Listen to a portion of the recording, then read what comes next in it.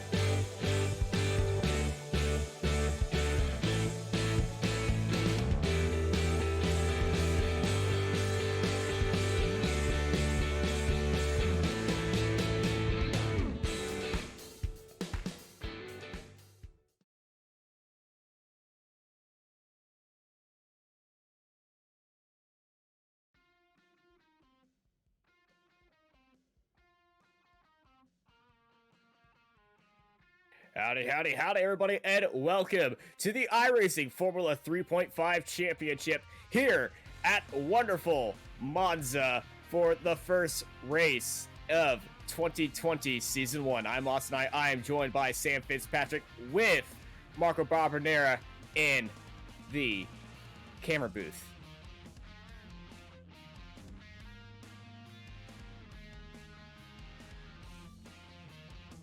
Yes, hello. It's absolutely brilliant to be here at Monza. Great way to start the season, and yeah, already gridding up for this race. Yeah, drivers been very excited about this. The car's been a bit more of a hassle. They quote real deal, as some might say it, or in my case, you crash a lot. But after qualifying, here is your starting lineup. It's Tim Deslini starting up a pole with Greg Olson right beside him, with Fresco Fionori, the Italian, starting in third, with Ronaldo Augusto in fourth, with James J. Pinksker in fifth, with Paul Ebrick in sixth, followed up by Mia Novask, Amal Yusuf, Steve Hoyne, Alexis Matracio, Rob Borer, Fabran Sigman in P12. They're followed up by Andreas Nielsen, Thomas Snow, NT Livoska, Omar Baha, Edward Saboski, Jorge Expisto, and Stephen Warcup in 19th place. Yeah, terrific grid of drivers today. Decent split today, thankfully. So 19 drivers, not too many, not too few.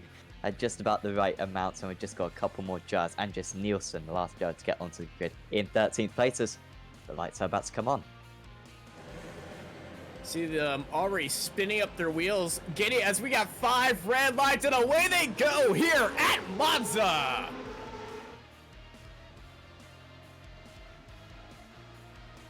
Great start in the back by Omar Baha. Already up 2 spots. Very horrible start for Steve Hohen, who's dropped down 3 spots as he's going side by side through the first chicane. Keeping it tight and easy. No real drama from anyone. Yeah, everyone's pretty much kept it nice and clean. We're riding on board with Paul Inbrink in P6. Fiorini gonna have to go around the long way. Brilliant driving there. Gets up 1 place past Greg Olsen, crucially. And now James Pinksker will try to challenge as well. Oh, got car around. There's Mo's as yet. Pasito, well round, started in penultimate position anyway. And, well, fortunately, he seems to have not hit the wall. That is quite a wonder. And hopefully we'll see him back out for the rest of the race. Very tricky braking zone, especially when you're in a big old pack. You can see that World Championship car just getting bounced out wide, getting into the gravel. And, oh, that was Rob Bohr who just managed to save that. And Exposito was right behind him, and he just got launched. As this is James J. Pinksker having a little bit of a drag race, Italian style, for P3 and P4. As they head into Parabolica. And he's making that one look very nice. Yeah, expect there to be quite a change in the straight line speeds for these drivers. Often have varying amounts of downforce. You'd expect it all to be very low around this absolutely fast circuit, as Siegmund's had a big off down in 17th place. That is down 5 places from his start. It's going to be tight going into turn 1. Really is a crunch point for these drivers. Olsen having to come back, in fact, at Pinsker, so nice defensive move there. Ilpink just behind them, up 1 place from his start. Always expect Paul Ilpink to move up through the field. Of course, former World Championship driver. As Pinsker just dropping out of the slipstream a little, but he doesn't want to change too much into this next chicane. Just wants to stay in single file, but deep on the brakes as he navigates the high curbs there at the second chicane. And Mature going through as well, up 3 places, up in 7th. Oh, that's a big old gaggle of cars right there, as Augusto and Eunice are all up in this very tight battle for 7th place. It's that beautiful jade chrome car of Eunice. Just probably the most eye-catching car with that new spec map on there. As, ooh, that is Olsen going wide.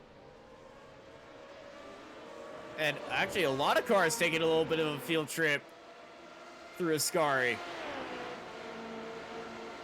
Well, 7.7 seconds now separates first and third, and then 7.7 seconds separates pretty much everyone else. A massive amount of change. So Alexis has managed to move up 7 places from his start. He's gone up 4 places, I think, since we last saw him. It's an incredible lap there, but an atrocious lap for, well, Gusto's down into 5th place. I think he was running a little bit higher than that, but yeah, Olsen and Pinksker and Ilpink all must have been involved in a collision, and I think we're about to find out what happened. Yeah, Pinksker is down all the way to the back of the field. What has happened here? As well, we just seen that James gets into the back of Greg Olsen, and I believe we switched to James. It just might have just also added on. Let's look at Paul Ebrake, who's behind him. He's going to be in instant parts in this one. Ilpink nowhere to go. Whoa. Yep. Might not be too much damage for him, to be fair. He might need a pit stop, which would cost him a lot of time with the length of the pit lane here at Monza. And yeah, he has come into the pit, so going to be a pretty dull race for him to the end, although there's plenty of opportunities for other drivers to get involved in an instant, because we've got this massive pack of drivers. Eunice now up into 4th place. Brilliant stuff for him. Yeah, James actually carried on just a little bit. We'll see how everyone gets through this race. Currently in lap 3 out of 23. Side by side heading into Ascari. Knoll around the outside, making it very nicely. As Lvovska is looking to pressure on Bore. Lvovska going down to the inside. No, wait. Into Parabolica, side by side they go. And it's going to be a even harder drag race. Can't really call this one because everyone's so tightly in a pack, getting all that draft and probably using up that DRS. thought Lavoska was going to be in the perfect place, but this track is pretty narrow, being as old as it is, so didn't really feel the confidence to take it 3 wide. Ball just about moves ahead now. Noel understeers into Lavoska, might still get the move done, but you can see how Ball straight away pulls 1.2 seconds just as they tangle ever so slightly, and that's a poor couple of corners for Noel. Lavoska now up 8 places, some massive gainers in this top 10, even some drivers who we haven't seen too much of in the past. Here comes Noel, good space for him, despite that rear wing looking a little bit wider or a little bit thicker than Thomas Noel. As big crash in the background, Baha and and Olsen, sorry. Olsen's second incident today, getting hard into the wall, getting some damage to that back rear wing, and Baja was very crazy. See them going side by side. Greg Olsen trying to move up the inside, just mind his own business, but I think just on the exit, yeah, he just turns around Baja and gets hooked in with him. That front wing acting like a fork in some cases. Yeah, did well to just hesitate before he got back underway as well. And, well, yeah, it's a really frustrating day for him, really. Only a few just have got unscathed so far in this event. It's been high attrition. So look at that, these drivers have got a lot of experience around, but it's just so tight through those first couple of chicanes and also through Ascari, as we saw an incident earlier on. That instance can easily occur. So it's Dalal leading the way, Fiorini in second place. Then it's Mataruko in third, Eunice in fourth, and Augusto rounding out the top 5. Just starting to spread out ever so slightly, but really not more than 2 seconds between any cars as Olsen comes into the pits along with Baha. They might be in there for the rest of the race. Yeah, so the battle for fourth place right now is the closest we have on track, and really is probably the most exciting part because we see all the nationalities of these drivers. The Australian leading ahead of the Italian in his home country race, ahead of the Argentinian racer.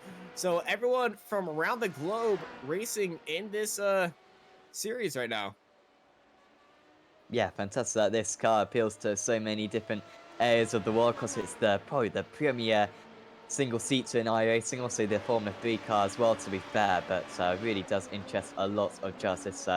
With the MP4-30 not being too popular, certainly is the best way to get some tight racing in these very fast single-seater cars. Ball catching up to Augusto. He had a brilliant qualifying, did Augusto. Not doing too much in the race, however, just doesn't seem to have the pace to back up that qualifying position of 4th place, and Ball lining this one up nicely. Massive slipstream effect here, and of course they also have 8 DRS modes for the event. That's where you use them, which is absolutely pivotal. Ball not gaining too much, so doesn't seem to be using one here. Yeah, I'm surprised he's not using one because I would expect these guys to be using it as all they can. But hard on the brakes, keeping it very safe. Thomas Knoll, you see him just closing in on this fight up ahead. As Augusto and Borer, these two very close, locked in a great battle. Borer is going to swing it around the outside. And he cuts in front of it into the braking zone. Great defensive move. And Borer takes P5. The Brazilian falls down into P6. Yeah, next up will be Ante Lavoska. He is lapping half a second a lap faster than those drivers. Also just fastest lap, or fastest first sector of the race. This was for Bohr.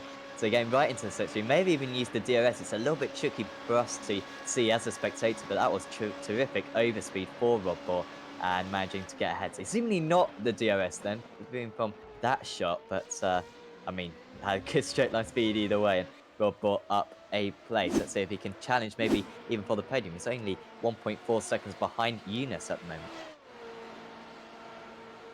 Yeah, Eunice has a little bit of damage, I think, from avoiding an incident because he is losing ground fast to Rob.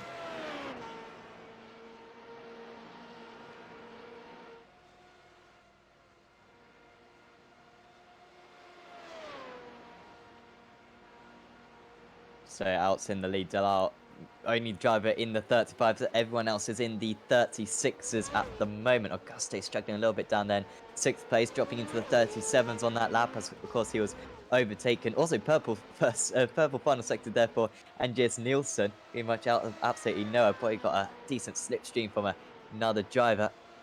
But expect these drivers to get a little bit closer to one another as this race progresses, as Venus just tries to pull away from the rest of the field. Of course, new tyre model for these cars, and if anyone has any info on the tyre model, let us know in the chat, because it is a massive change. Of course, the heat up as well, and of course, the judges expect them to go faster and faster as this race goes on, at least in these early laps, because they really do start off very cold, and until you got that optimal temperature, it's very tricky to set any good times.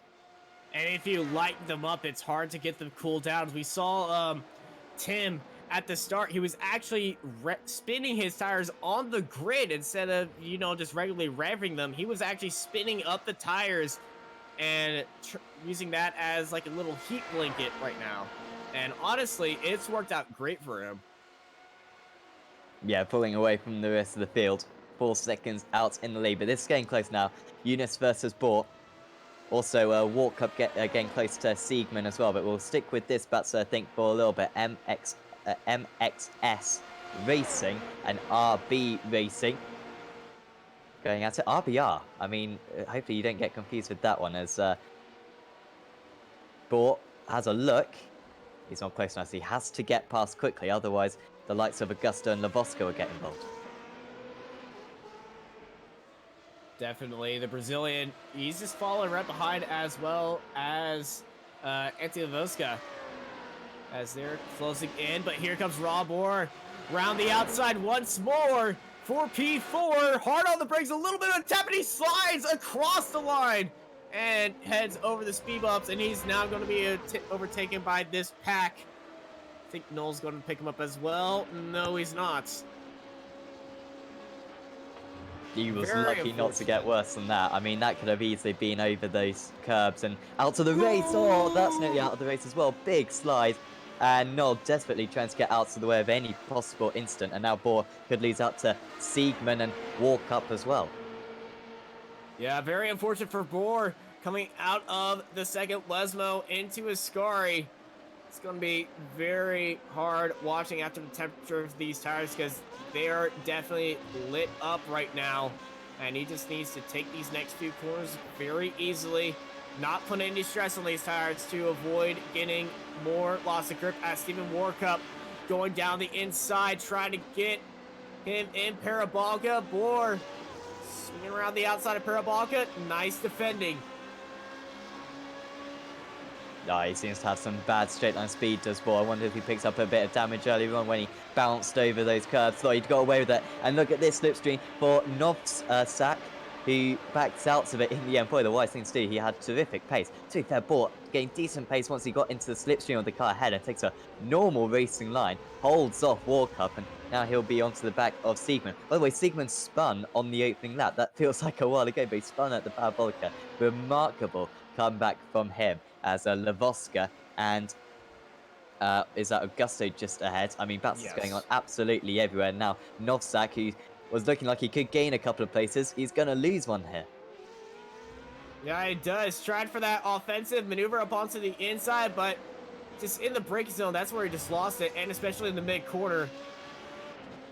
And Warkup gets ahead of Lavoska.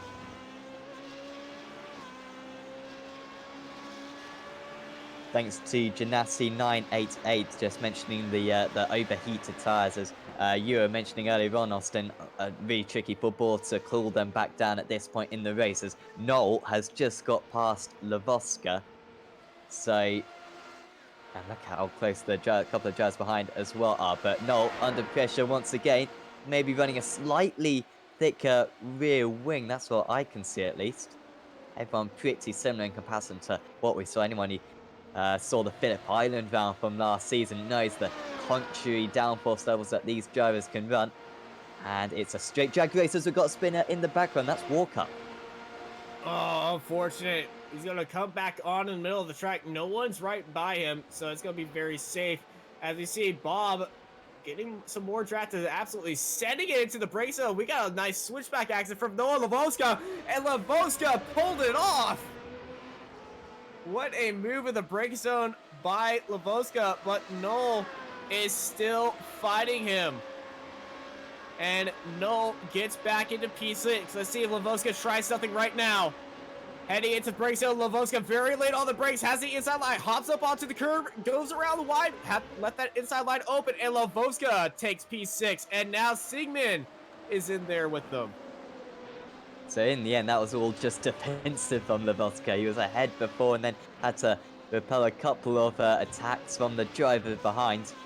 Siegmund now getting well involved in this battle. He's really fast as Siegmund. I mean, I mentioned earlier on how he spun on the opening lap, I believe. And it's just been absolutely superb since then. Back comes Noel. That was absolutely from nowhere. Maybe using a DRS, I'm not quite sure. Sure, there's going to be contact between those couple of drivers as Siegmund nearly loses it himself on the curbs. And now Lavoska stays ahead again. And now it's Siegmund. If you're not attacking, you're defending. And Siegmund now has a great run into the Parabolica. Yeah, and now Sigmund heading into Parabolica has the overspeed on him, and he's going to cruise into P7. As while we were watching that, our eagle-eyed viewer of Ganassi, apparently Bohr has big problems. Yeah, I'm not sure if that was just the tires or not, but I mean, he has clearly got big problems because not fancying himself too much at the moment. In 10th place is coming back, to be fair, as Siegmund trying to get past Noel, couldn't do it, and now Novsak, who was 1 second, even 2 seconds faster than Noel on that last lap, was Novsak, rapidly onto the back of these drivers. Slipstream effect seems to be mega powerful in these cars. As back again comes Siegmund, and he now gets past Thomas Noel. Great move by Siegmund.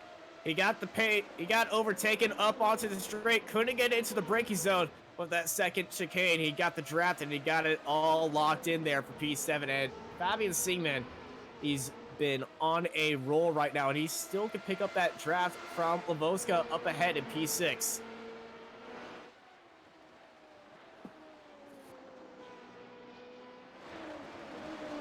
Yeah, it's very much past one car and then go on to the charge of the next one.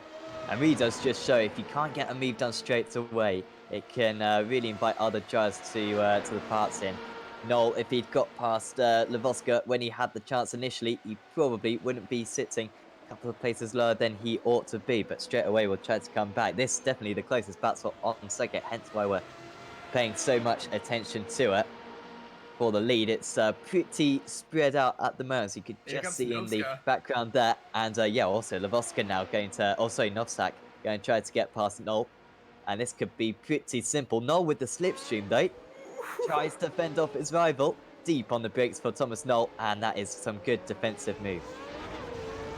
Very defensive from all the drivers, even the attacking Novsak.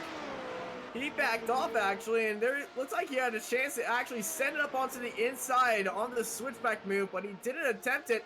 But if you see in the background, he swings way wide on the side of Noel, and here comes Novsak into the braking zone. Side by side they go, and it's going to be Novsak very easily up into P8 on Siegmund. Man, look at Rob Bohr as well. He is catching these guys well. Bohr ought to be in the top 5, so this is awful right now for Thomas Noel. He's usually a driver who moves forwards in a race, but I don't think he's done a whole lot wrong. He was just kind of forced off one time, and then it just left him under pressure time after time, and can't get back his momentum. Maybe those tires not helping him too much as well. And Rob Bohr will be next on his list. These drivers are pretty much the only drivers within 1 second of one another. Out in the lead, it is Tim Dalal still leading by 6 seconds. Look how far ahead he is of that big pack of drivers. So Dalal leading, Fiorini in second place. Those two pretty much matching each other's times, but Dalal has got the fastest lap of the race. Mataruccio runs in third place, and then it's Eunice and Augusto rounding out the top 5. Then it starts to get a bit more interesting with Lavoska, Siegmund, Novsak, Noel, and Bohr all within about 4 seconds of one another. Yeah, gap up front of everybody, pretty much falling away from each other as we got a car going slow in the Monza chicane. That is Bohr again having troubles.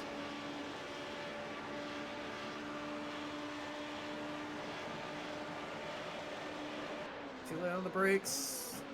Yes, indeed. Yeah, it's either lose your front wing or lose 5 seconds going through the chicane, so he chose the latter. Or risk 4x. Or the 4x, yeah. And I believe he chose the right thing of just missing the chicane. Which, honestly, is the safest way to do that. Thomas Knoll was the car in front of him. He broke way earlier, and he's now on the attack of Sigmund. So they're going side by side, heading up into Ascari. We've seen him do this once. Can he try to go around the outside? He's too far back to attempt it. Oh, no! It's gone. And into the wall as well. That won't be too bad, although he's reversing back onto the circuit. And, I mean, he loses part of the back of his car, at least on my screen. I don't quite know how he's lost that. Did he make contact? Not that I see him making any contact. That must have been a late reaction on iRacing's part or a small net code when Bohr came past him.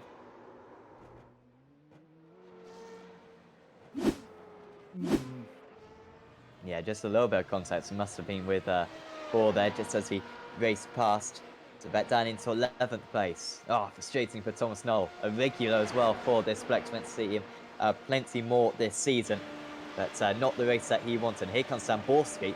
Haven't seen any of Samborski. Where's he been? He's one of the fastest drivers in this field. Car number 6. Good iRacing for him, 4,700. And yet, we just have not seen any of him whatsoever so far. Started down in 17th place and must have got held up a little bit. But he's putting in some better lap times right now, matching the top 5 drivers in this race. So I think he might be past Knoll very soon as well. Yeah, the Americans moving up the field by 5 places so far. Certainly not the biggest mover, but he's definitely on a roll. And this 4,500 strength of field race here in the iRacing Formula 3.5 series.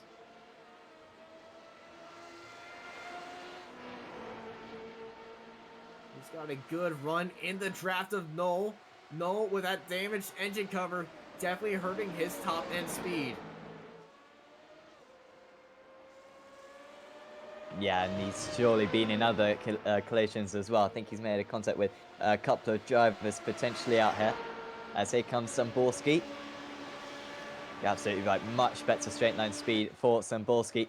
Can set this one up around the parabolic. You kind of want to be sitting behind your rival going onto this pit straight so that you can really tuck into the slipstream. Although, can't really get the momentum if you're alongside already. But just dragging further and further alongside right to the edge of the circuit. Samborski trying to limit the risk of collision as he just edges ahead. Ooh. But Knoll has it covered. Safe braking move by Samborski. He has a speed, a little bit aggressive on the throttle. You saw that back end spin up and get very loose as Thomas Knoll is holding off the charging Samborski for P11. They've also got Walkup and Nielsen, 2 drivers who have been caught up in their collisions earlier on, catching up to these drivers. You can just see them in the background. They've got decent pace. And of course, Ilbrink as well, another 10 seconds behind these drivers who had to come into pits for repairs earlier on. So plenty of quick drivers who got caught up in that carnage earlier on, coming back now at this late points in the race. Yeah, Andreas Nielsen and Walkup, these two, if Samborski and Knoll keep on battling, we might have a 4-way fight for P11.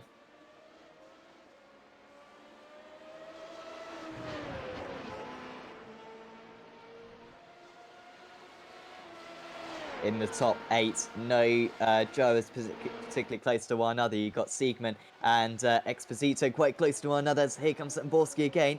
Now this time he is going to be sitting behind Knoll, so he should be able to get a bit more momentum. That's what I was talking about on the last lap, and that's kind of where you want to be.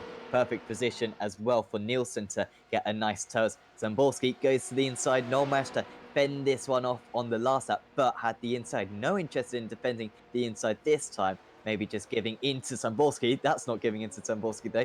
Great on the brakes for Thomas Knoll. Really runs right to the white line. Nice driving from the pair of them. They left plenty of room, and Knoll might still have an opportunity to come back.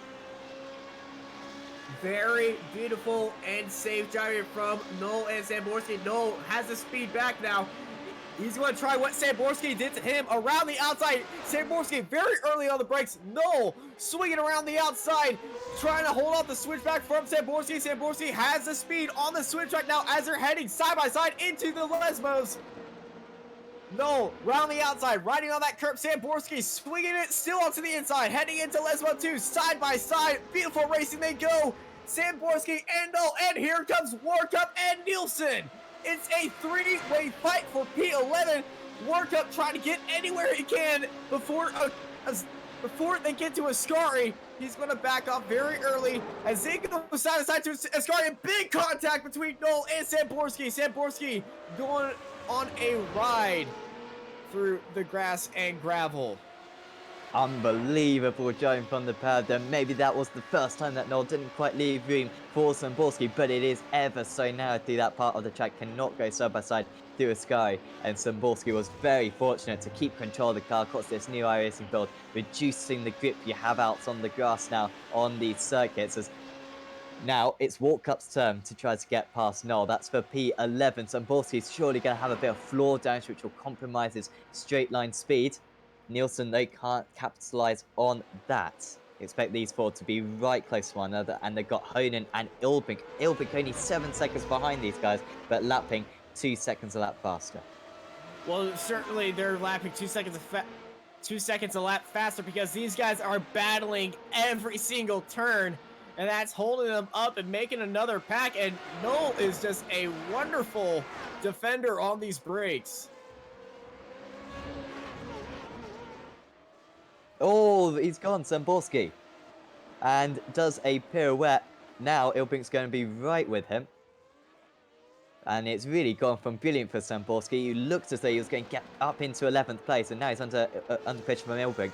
And what, like we were talking about earlier on, the heat retention in these new generation tyres can be very tricky for these drivers, so it's going to take a couple of laps for Samborski to get back up to speed. Yeah, those tires are definitely gone. As we go back to the battle for the 11th between Noel and Warcup. Warcup going to have all that draft. Expect a move heading into turn 1 as we have about 5 laps remaining here at Monza. Been fantastic to see so many of you tune in for this race. Certainly, if you have enjoyed the broadcast, do leave a like and subscribe to the iRacing Esports Network for plenty more action like this. Here is Lavoska, half a second ahead of Novsak. That's the closest battle in the top 8, really. And now Warcup. Will he finally get past Noel? No. A little bit more conservative for Warcup, and that's why, because Noel completely misses the chicane. There'll be a massive penalty for him, and Warcup will ease up into 11th place. The tires have been gone for a few drivers who've had a very aggressive start, but the brakes, the master on the brakes, Thomas Noel, he thought he had it, but just a little bit too late braking for him, and he is shooting wide. We're looking at Paul Ilbrink as he's in a fight with Samborski, who is still struggling with his tire temperatures.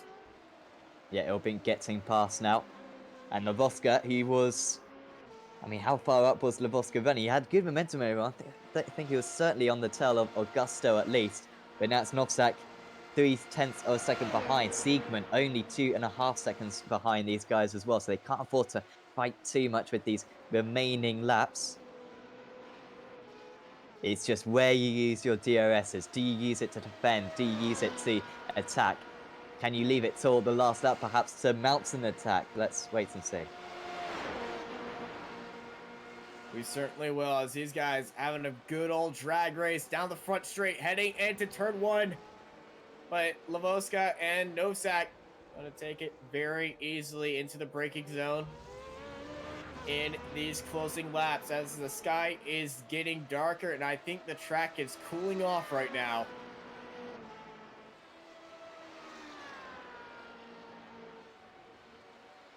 "31 degrees on the road as Noel and Nielsen having a good old braking battle. Noel defending onto that inside line, especially after last lap, fell down to P12. Yeah, Noel just trying to recover what he can. 5 seconds now to Ilbrink, who is lapping faster than these guys. And you can also see a little bit more close in the mirrors is Steve Honan. Yeah, and round goes, and also jumping over the curbs. Noel was the spinner, and then Nielsen jumping over those curbs, and Honan will try to go down the inside. Really fear for Nielsen now with his car, because that's surely going to be a massive amount of floor damage for him, taking evasive action from Thomas Noel, going over the curb, and yeah, that's quite a bumpy ride for him. Split-second reaction from Noel as Nielsen has held off Honan, but here comes Honan down the inside, heading to a score, very late on the brakes, and he gets that move nailed down perfectly. What a move by Steve Honan, but there's contact between him and Nielsen. Nielsen too quick coming out of Ascari, had nowhere to go. To be fair, that straight line speed seems decent for Nielsen still, so he should be able to retaliate against the Australian. Through the Parabolica, brilliant drive for Nielsen. However, he almost catches up too quick because he's got to duck out very early down this straight. Here comes Ilbrink as well, only 1.5 seconds behind these guys. He was 15 seconds behind these guys at one point. He had to make an extra pit stop, and yet all their fighting has just invited him along. Yeah, 4 laps remaining. The fighting is going to get ever so more crazy as Rob Boyer has a big lockup after making a move, heating up his tires once more. He's just been having a hard day with him as he was trying to make that overtake on Exposito.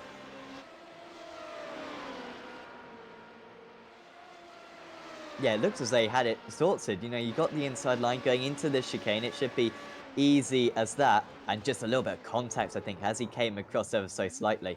A little bit similar to the Leclerc instance with Hamilton over on in the year in the Formula 1, just coming across ever so slightly. And really no opportunity at all for Exposito to get out of the way. And that will probably be his last chance at finishing in the top 9 for today. Honan and Nielsen still fighting.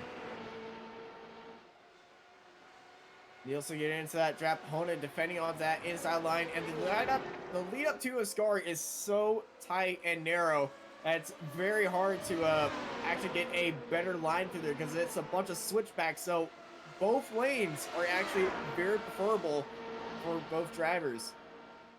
Want to stay in the right lane mainly for the first entering, but if you want to have a good lead out, the inside lane's not that bad. Nielsen is far quicker through the Parabolica, it seems. But again, you know, if you can't stay in the slipstream, you can't generate any momentum when you actually go for the move. And you have to duck back into the slipstream. And I don't think he'll be able to quite catch by the end of this straight. There's Samborski as well, isn't it? Where does Samborski come from? I mean, these guys have really been in the war. So many narratives. It'd be fascinating to get some interviews with these drivers after the race, because there's been 101 stories up there to tell, because there's been so much action. And yeah, Ilbrink now only half a tenth of a second level, and Samborski might also go through as well. This would be a little bit of an ambitious move, and that is why almost contact, and there is contact the second time. Nielsen almost spins round. Samborski will get through, but not as cleanly as he would have liked. Good save by Nielsen to keep that back end from over-rotating after that very light tap from Samborski. We're looking at our leader, Tim DeSeal. He takes the first corner in a very easy way with 2 laps remaining. He's been in the lead this entire time and in command of this race. Yeah, he was in an almighty championship title challenge last season, I believe, with Paul Ilbrink and another driver. Not quite sure who won out on that. I'm sure the drivers will be very familiar. I think it was Dallar who just about won it, but he's going to start off his season brilliantly this time as well, as that's Ilbrink getting ahead of Honan. And that's pretty much the comeback complete. Brilliant drive for Paul Ilbrink. It's rare that you can come into the pits, especially around here at Monza, come into the pits for repairs and recover all the way back up to 12th place against such a quality field.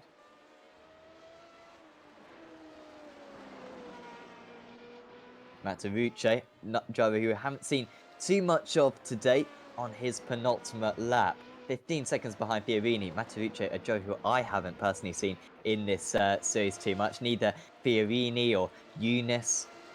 But it's good to see new drivers taking up this Formula 3.5 car, perhaps getting interested with the new tyre model. And We'd expect it to be one of the new cars with the new damage model as well for next season. And of course, hopefully, might even see an iRacing World Championship with it as well. But nothing confirmed on that regard, as Tim Delisle puts in the fastest lap of the race. It shows how comfortable he's been out there, as on the penultimate lap of the race, he can be the driver who dips below the 35.2 mark for the first time. As Marco would say, Sarah LaBanca, 1 lap to go. As Andrew Woodhouse would say, he's going to get a little bit of the bubbly. Hey. We're just putting in all the references here today. Mia Nosak started P7, currently in P7, been having a tough race. Lots of battles right now. He's currently in a battle. Oh, Mataruccio has gone round. That's cool.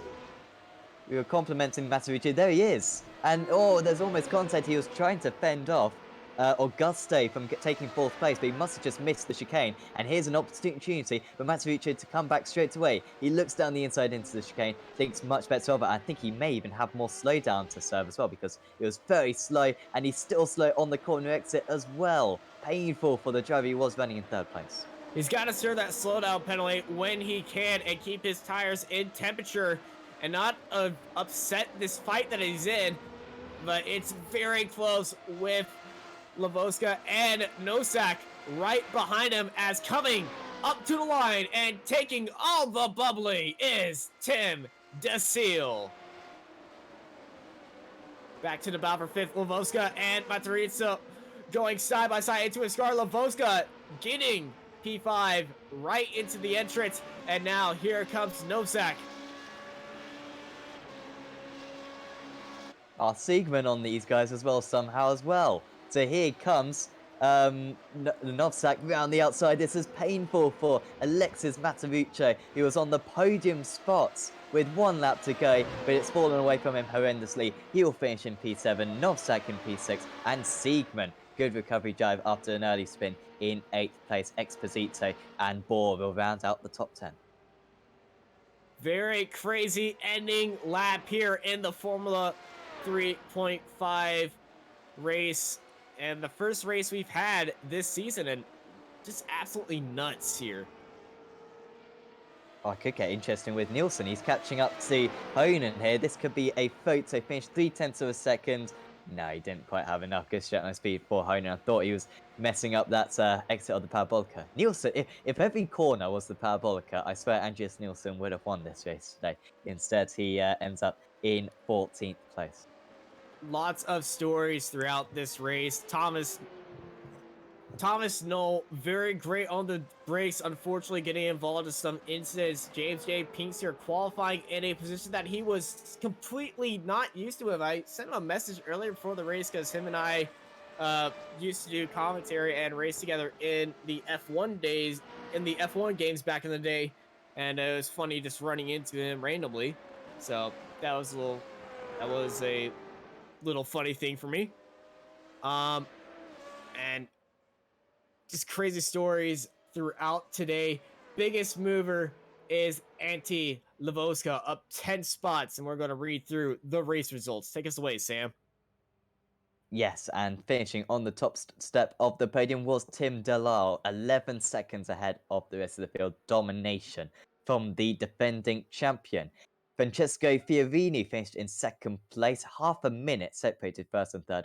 Amal Yunus taking that position. Very good drive from him, up 5 places. Ronaldo Augusto finished in 4th place, and Antti Lavoska, Miha Novsak, Alexis Mataruccio having a painful final lap, just about beating Fabian Siegman though. Jorge Lopez, Exposito, and Rob Bohr rounding out the top 10.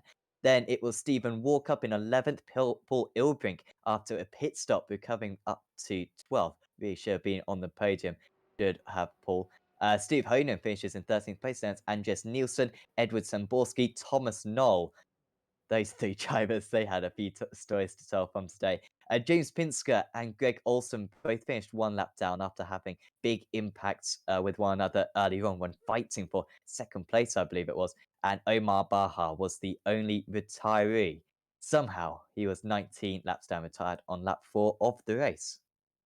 Yeah, we have two We have two drivers waiting for us in the interview right now, Paul Ilbrink and James J. Pinsker right now. And both these guys been having a very tough race. But let's talk to number one, Paul Ilbrink first. Howdy, howdy, howdy, Paul. How was that race? Pretty bad. Well, Uh, it certainly wasn't the best for you since you started way down the field. And to be the number one car, it must be hard. yeah, I started like a bit further back, but that would have been okay. But I just got caught up in the incident with James when he got contact with who was it, Greg into Ascari. Like it happened just in front of me, and I tried to avoid it, but unfortunately I hit James and broke my front wing, so I had to come in for a pit stop. And after that, it was just about damage control. Made up a couple spots there in the last laps, but yeah, it's not what I want to see. Finishing 12th at a race here. Yeah, it's not the best way to start off the season. What are you looking forward to? Any tracks that are your best tracks coming up into the season? Well, this track was like a medium downforce, which is like on the low side with this car, which aren't my favorites, especially like don't really like how it drives on this new tire model with less downforce. But hopefully, like future races, like I'll see next week it's Laguna Seca. It's not great either, but yeah, I don't know. A couple more like high downforce tracks are more of my liking, so will probably be more towards the end of the season. So that's All right, so hopefully you just survive in the opening stages. yeah, that's the plan. All right, thank you, Paul. Before we let you go, anyone you want to shout out? Sure, everybody at my team, Rackles Online, and of course our partners and sponsors, Grand World Simulation, Dual Real Timing, Armor Center, Esther Sim Race, both have podcasts, Turn Racing, Sim Mortals, Exciteways, and Pixel. All right, thank you, Paul. Hopefully next race will be better for you. Yeah, hope so. So next up, we will have a chat with Tim Delisle, who won today's race, got pole position, got fastest lap, led every lap. Tim, it looks pretty comfortable out there. Absolute dumb. Thanks. Yeah, it was a bit like the last race of last season where early on there was an accident behind me and that kind of took care of things a bit and I just had to get to the finish. Of course, the new tire model on this car. And it must be quite interesting. Or week one last season was around Monza, and of course, week one here is at Monza. So I guess it's quite easy to compare the changes that the cars made. So yeah, what would be your assessment of it? I'll be honest, I do prefer the old tire model. I've really struggled to adjust to this new one. Like earlier in the week, I just couldn't get a lap together to save my life. But yesterday I did a few races and that really helped me get in a groove and I'm starting to understand where the limit of the car is. I don't think it's perfect, but I think it's a good step and yeah, we're all in the same boat, so we all have to get used to it at the same time. Yeah, absolutely. I've heard that off the line it can be quite tricky, kind of those first couple of laps, just getting the tires up to temperature. Was it tricky for you to, negotiate that first chicane at the start of the race? First chicane was okay. You just have to stay away from the bumps, but it's the second chicane that's really tricky because it's quite bumpy on the inside, especially. But just being able to have a bit of a gap behind me, it meant I was able to take it a bit easy those first few laps, which helped a lot because you don't want to be forcing yourself to push too hard because it's really easy to make a mistake. The tires don't really get into a good sort of working range until about lap 4. And looking forward to the rest of the season, of course, I believe you're the defending champion in this series. It was ever so close last season. I mean, I guess all we can hope for is you get similar competition. Yeah, I hope so. It was good to see Paul back, who finished second last season, I believe. And I'm hoping Christoph Herbeno can make it on for later in the championship as well, because he was a big rival of mine. So, yeah, looking.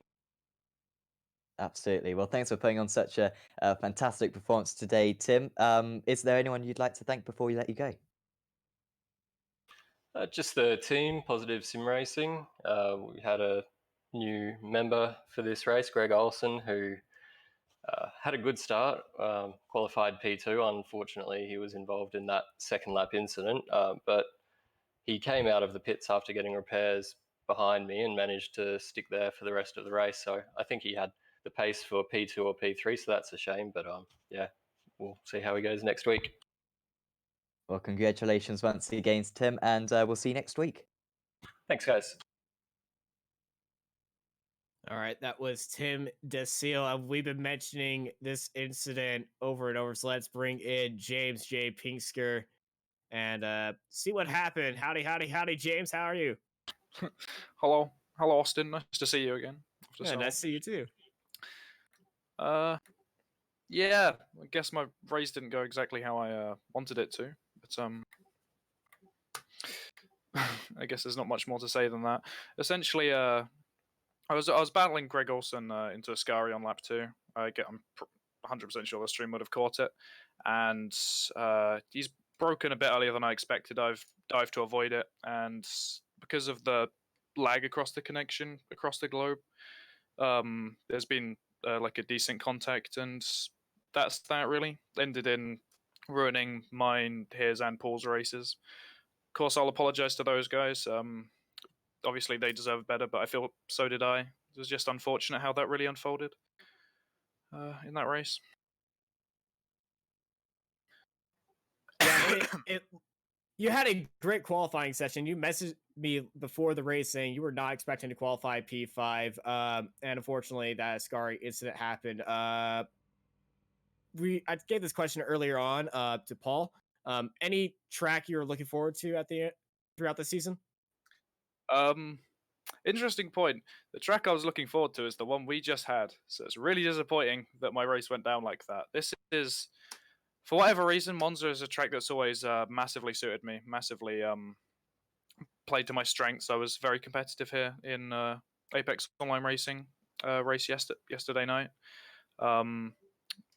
Strange track.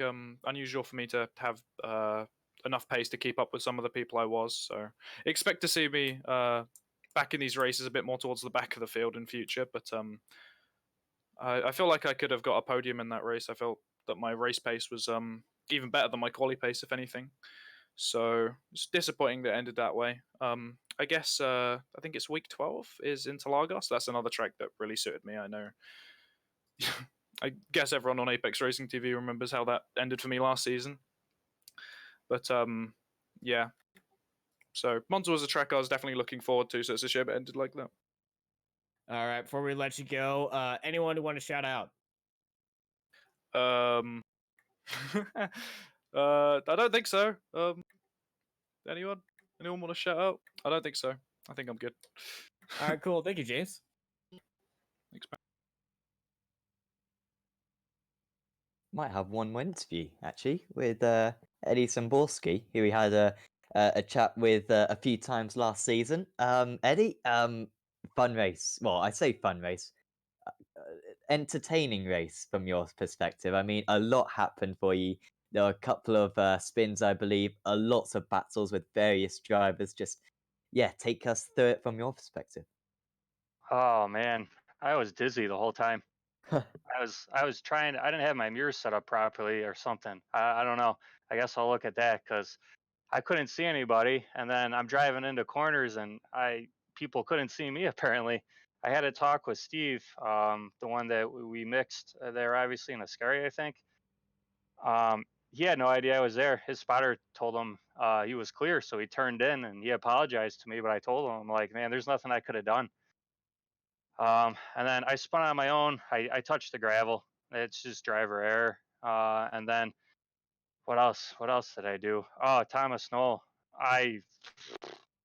I'm not exactly pleased with Thomas. I know he has every right to defend his position, but when you're out there with a damaged car, I sometimes I think you just gotta pit and try and get it repaired.